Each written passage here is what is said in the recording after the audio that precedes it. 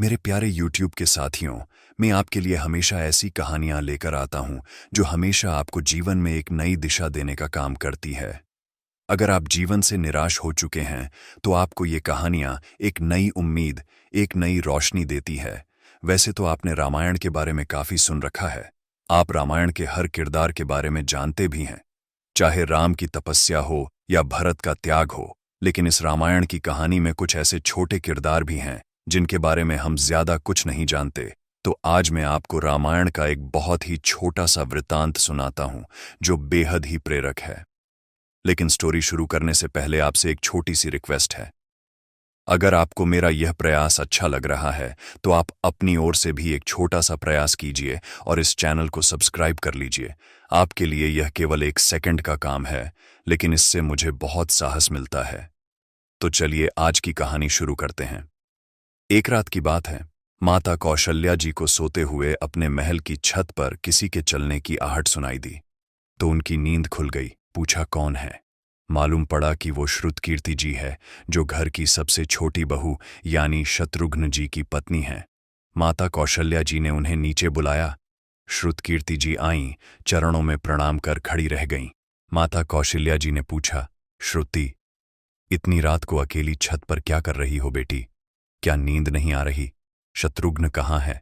श्रुतिकीर्ति की आंखें भर आईं, मां की छाती से चिपटी, गोद में सिमट गईं, बोलीं, मां, उन्हें तो देखे हुए 13 वर्ष हो गए। उफ! कौशल्या जी का हृदय कांपकर झटपटा गया। तुरंत आवाज लगाई, सेवक दौड़े आए। आधी रात ही पालकी तैयार हुई। आज शत्रुघ्न जी की खोज होगी। मां चली। आपको मालूम है शत्रुघ्न जी कहाँ मिले? अयोध्या जी के जिस दरवाजे के बाहर भरत जी नंदीग्राम में तपस्वी होकर रहते हैं, उसी दरवाजे के भीतर एक पत्थर की शिला है। उसी शिला पर अपनी बांह का तकिया बनाकर वो लेटे मिले। मां सिराहने बैठ गईं। बालों में हाथ फिराया तो शत्रुघ्न जी ने आंखें खोलीं। मां उठे, चरणों में गिरे। मां, आपने क्यों कष्ट किया? मुझे बुलवा लिया होता। मां ने कहा, शत्रुघ्न बेटे, तुम यहां पर क्यों? शत्रुघ्न जी की रुलाई फूट पड़ी। बोले, मां, भैया राम जी पिताजी की आज्ञा से वन चले गए। भैया लक्ष्मण जी उनके पीछे चले गए। भैया भरत जी भी नंदीग्राम में हैं। तो क्या ये महल, ये रथ, ये राजसी वस्त्र विधाता ने मेरे ही लिए बनाए हैं? माता कौशल्या जी निरुत्तर रह गईं। प्यारे साथियों, रामायण में केवल राम की कथा नहीं है, बल्कि ये भोग की नहीं, त्याग की कथा है। यहाँ त्याग की ही प्रतियोगिता चल रही है और सभी प्रथम हैं, कोई पीछे नहीं रहा। चारों भाइयों का प्रेम और त्याग एक दूसरे के प्रति अद्भुत, अभिनव और अलौकिक हैं। रामायण जीवन जीने की सबसे उत्तम शिक्षा देती है। भगवान राम को 14 वर्ष का वनवास हुआ तो उनकी पत्नी सीता मैया ने भी सहर्ष वनवास स्वीकार कर लिया। परंतु बचपन से ही बड़े भाई की सेवा में रहने वाले लक्ष्मण जी कैसे राम जी से दूर हो जाते? माता सुमित्रा से तो उन्होंने आज्ञा ले ली थी वन जाने की, परंतु जब पत्नी उर्मिला के कक्ष की ओर बढ़ रहे थे तो सोच रहे थे कि मां ने तो आज्ञा दे दी, परंतु उर्मिला को कैसे समझाऊंगा, क्या बोलूंगा उनसे? यहीं सोच विचार करके लक्ष्मण जी जैसे ही अपने कक्ष में पहुंचे तो देखा कि उर्मिला जी आरती का थाल लेके खड़ी थीं और बोलीं, आप मेरी चिंता छोड़ प्रभु श्रीराम की सेवा में वन को जाओ। मैं आपको नहीं रोकूंगी। मेरे कारण आपकी सेवा में कोई बाधा ना आए, इसलिए साथ जाने की जिद भी नहीं करूंगी। लक्ष्मण जी को कहने में संकोच हो रहा था, परंतु उनके कुछ कहने से पहले ही उर्मिला जी ने उन्हें संकोच से बाहर निकाल दिया। वास्तव में यही पत्नी का धर्म है। पति संकोच में पड़े उससे पहले ही पत्नी उसके मन की बात जानकर उसे संकोच से बाहर कर दे। लक्ष्मण जी चले गए, परंतु 14 वर्ष तक उर्मिला ने एक तपस्विनी की भांति कठोर तप किया। वन में प्रभु श्री राम माता सीता की सेवा में लक्ष्मण जी कभी सोए नहीं, परंतु उर्मिला ने भी अपने महलों के द्वार कभी बंद नहीं किए और सारी रात जाग जाग कर उस दीपक की लौ को बुझने नहीं दिया।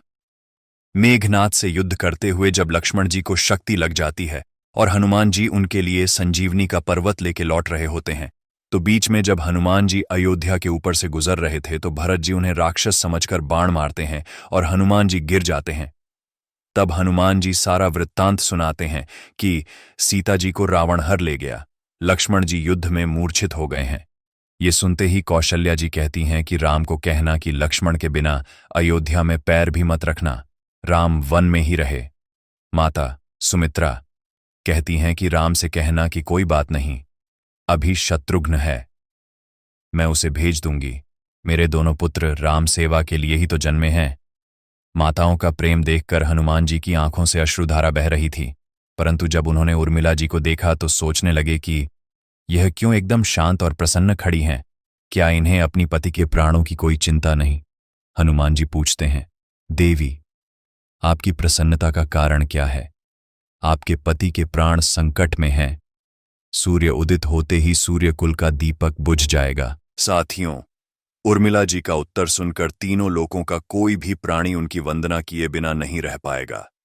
उर्मिला बोली, मेरा दीपक संकट में नहीं है, वो बुझ ही नहीं सकता।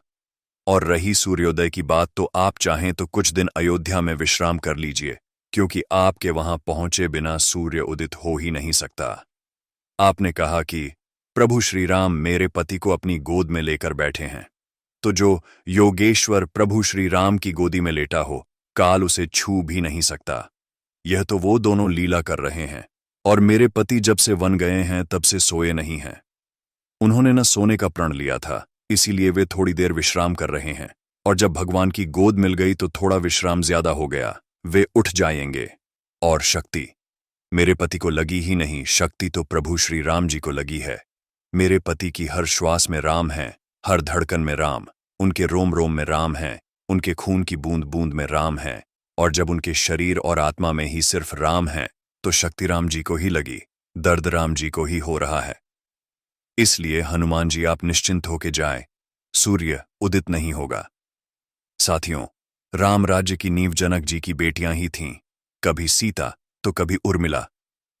भगवान राम ने तो केवल राम राज्य का कलश स्थापित किया, परंतु वास्तव में राम राज्य इन सब के प्रेम, त्याग, समर्पण और बलिदान से ही आया। जिस मनुष्य में प्रेम, त्याग, समर्पण की भावना हो, उस मनुष्य में राम ही बसता है। कभी समय मिले तो अपने वेद, पुराण, गीता, रामायण को पढ़ने और समझने का प्रयास कीजिएगा। जीवन को एक अलग नजरिए से देखने और जीने का सुरूर मिलेगा। साथियों, रामायण की इस कथा से हमें त्याग, समर्पण का भाव सीखने को मिलता है, और आशा करता हूं कि रामायण के इस प्रसंग से आपको भी काफी कुछ सीखने को मिला होगा, जीने का नजरिया बदला होगा और काफी समझने को मिला होगा। बाकी आज की वीडियो यहीं पर कंप्लीट होती है। मिलते हैं आपसे अगले वीडियो में। तब तक के लिए अपना ख्याल रखिए और दूसरों का भी ध्यान रखिए। धन्यवाद।